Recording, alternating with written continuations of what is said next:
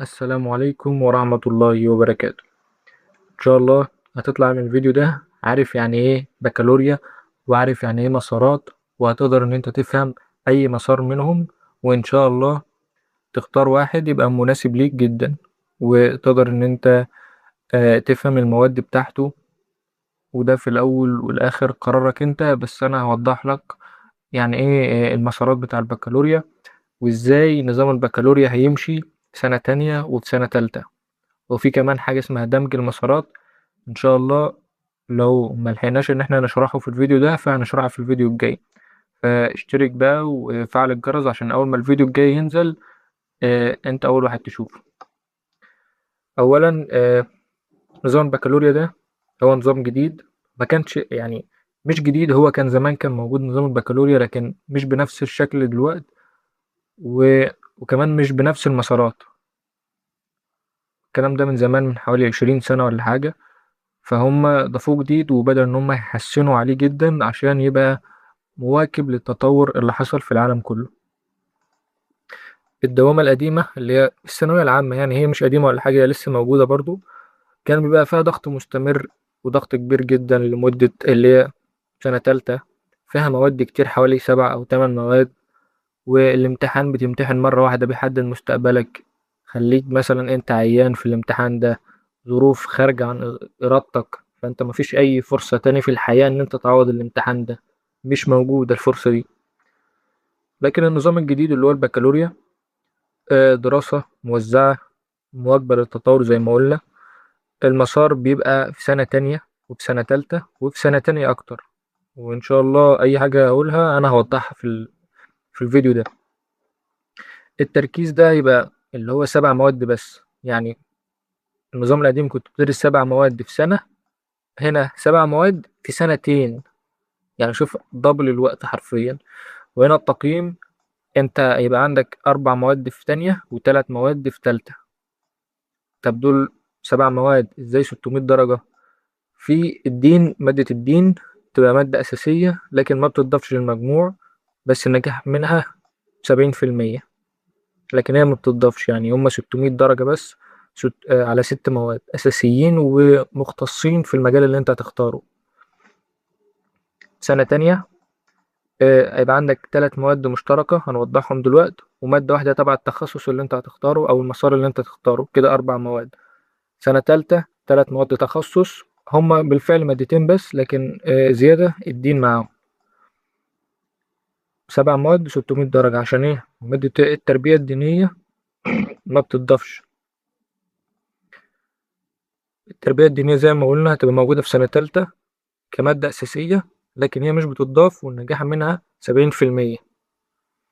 وعندك زي ما قلنا في النظام بتاع البكالوريا، فأنت عندك فرصتين للامتحان. أنت لو امتحنت والنتيجة ما عجبتكش، فعندك فرصة جدا إن أنت كويسة جدا إن أنت تعيد الامتحان، تقدر إن أنت تحسن من مستواك فيه. في نظام اسمه الدمج، لو أنت بقى عندك القدرة إن أنت تدرس مسارين مع بعض، أو يعني هيبقى عندك مواد مشتركة طبعا كتير في المسارين، وده يزود فرصتك في اختيار الكلية بعد كده. بس طبعا هيبقى موضوع مرهق شوية، لأن المواد هتبقى يعني مواد هتبقى تقيلة شوية في سنة تالتة بالذات، اللي هي المواد بتاع التخصص الأساسية. في بقى هنقول على ال3 مواد المشتركة. احنا قلنا في سنة تانية في 4 مواد، في 3 مواد مشتركة ومادة واحدة تبع التخصص اللي انت تختاره. المواد المشتركة اللغة العربية واللغة الأجنبية الأولى، المعظم الإنجليزي يعني، إلا لو أنت في مدارس انترناشونال أو مدارس دولية، فممكن يبقى عندك ألماني لغة أولى أو فرنساوي لغة أولى. التاريخ المصري يبقى مادة أساسية وموجودة في كل المسارات، يعني ال3 مواد دول موجودين في كل المسارات في سنة تانية بس. هنبدأ بقى أول مسار، هو مسار الطب وعلوم الحياة. هتختار مادة، يعني أنت دلوقتي معاك 3 مواد أساسيين في كل المسارات: عربي، إنجليزي، وتاريخ مصري. هنضيف عليهم بقى في مسار الطب وعلوم الحياة في سنة تانية رياضة أو فيزياء. يعني أنت بتختار رياضة أو فيزياء، كده يبقى 4 مواد بس مش 5. المواد الأساسية في سنة تالتة تبع المسار ده كيمياء وأحياء مستوى رفيع. خلي بالك من المستوى الرفيع دي هيبقى الأمور معقدة، مش معقدة، ولكن هتبقى يعني محتاج إن أنت تشد حيلك، بس هما يعني مادتين بس. يعني أنت متخيل مادتين بس بتذاكر فيهم طول السنة؟ فكده يبقى موضوع كويس جدا. إضافة إلى الدين، لكن احنا قلنا الدين مش بيتضاف للمجموع. لكن يعني لو جيت للحقيقة هو الدين أهم منهم كلهم.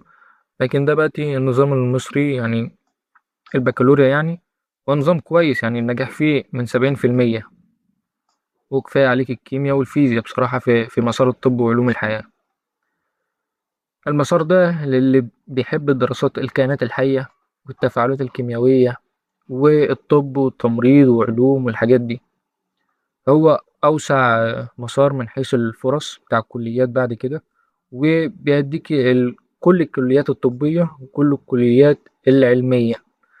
طب، طب أسنان، تمريض، علاج طبيعي، كل الكليات دي هتبقى موجودة في مسار الطب وعلوم الحياة. ندخل على المسار التاني، وهو المسار الأكثر يعني حديثا. يعني هتلاقي الأغلبية العظمى مختارة المسار الهندسة وعلوم الحاسب. ليه؟ احنا عارفين بقى طبعا الذكاء الاصطناعي دخل، وعلوم الحاسب والبرمجة. ده كله خلى هيبقى مسار البرمجة، الهندسة والبرمجة هو أكبر مسار. زي ما قلنا انت في أي مسار معاك 3 مواد: عربي وإنجليزي وتاريخ. هتختار بقى مادة من المادتين دول، يا إما كيمياء يا إما برمجة وذكاء اصطناعي. والغالبية العظمى أنت داخل هندسة وعلوم حاسب، فغالبا يعني هتختار برمجة وذكاء اصطناعي.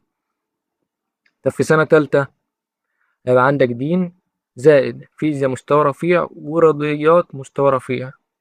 خلي بالك من النقطتين دول: مستوى رفيع فيزياء ومستوى رفيع كيمياء، مش سهلين.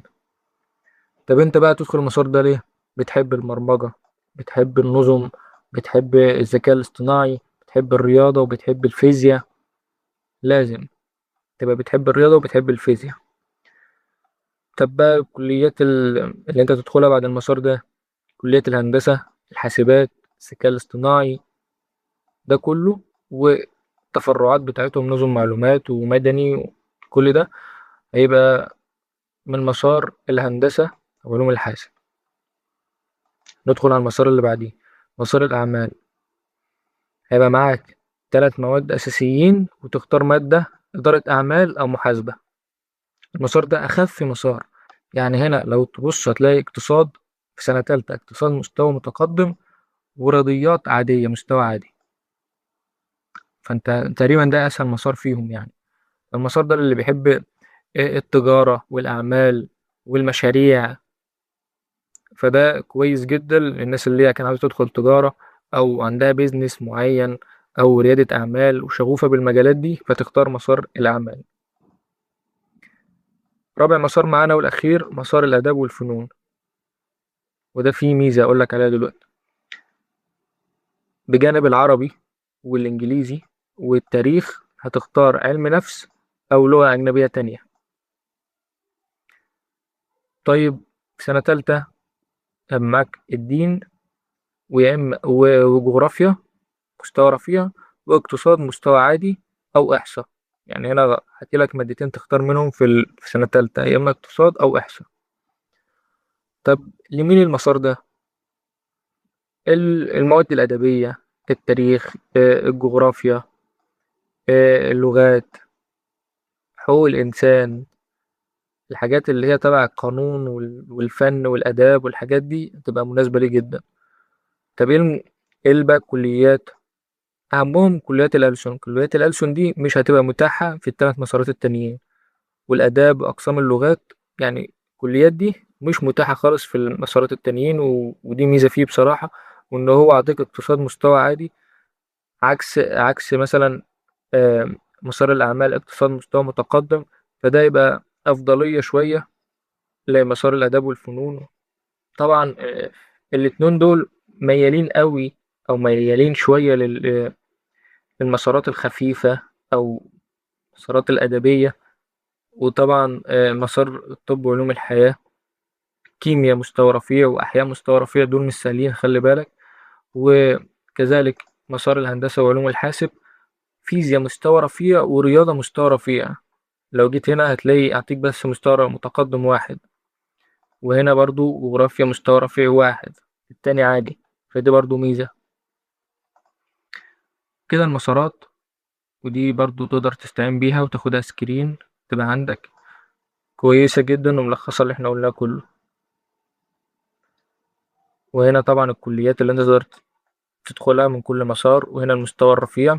لو تلاحظ هنا بقى كيمياء وأحياء مستوى رفيع، فيزياء ورياضة مستوى رفيع، اقتصاد، جغرافيا. فدول هيبقى أسهل آه، مسارين يعني.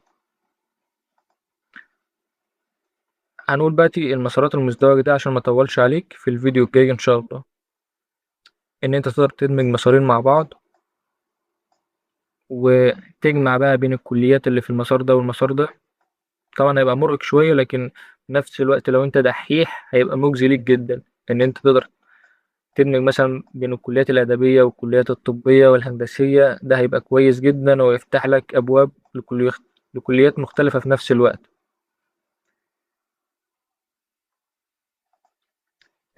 ازاي بقى ان انت تختار مسارك؟ انت بقى مالكش دعوة مثلا، مالكش دعوة بأصدقائه هيختاروا ايه، كل واحد ليه ميولات معينة. الأهل برضو يعني المفروض ان هما ما يتدخلوش في حاجة زي دي، ممكن نصيحة بس، لكن ده حياتك ومستقبلك انت. انت عارف انت قادر تتعامل مع المواد ازاي، هتفهم وترتاح للمواد الطبية ولا الهندسية ولا الأدبية. مالكش دعوة بقى بالحظ والصدفة دول، يعني سيبك من دي. أهم حاجتين دول، الأهل ما يضغطوش عليك جامد، ومالكش دعوة بأصحابك.